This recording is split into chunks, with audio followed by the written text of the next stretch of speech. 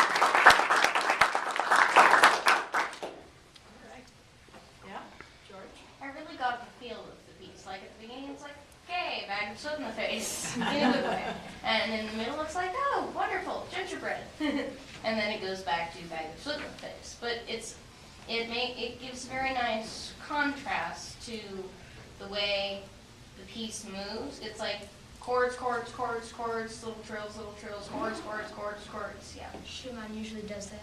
Mr. Tovey usually has a dark and a light side to all his pieces because he had a brain disease with this basically that split personality.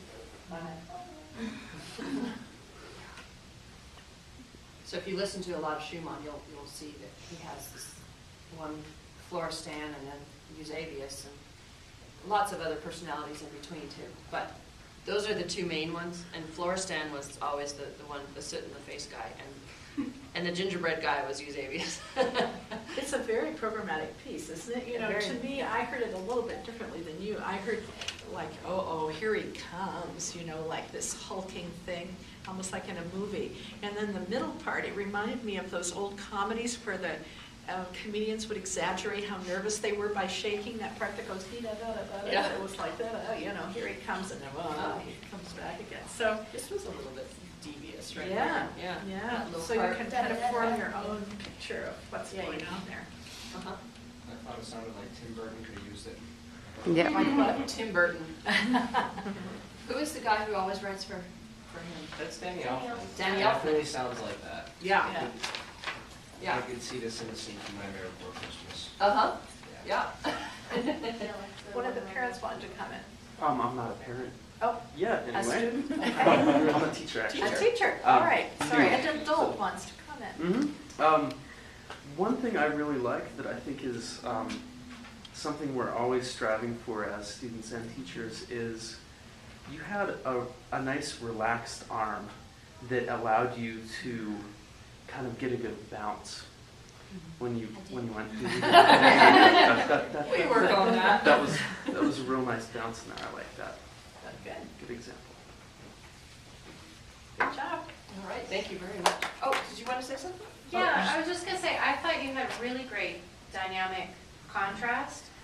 And the only sort of question that I had was when I was watching you play, it seemed like sometimes when you were using the pedal, you didn't really depress the pedal all the way, and it made it a little bit muddy.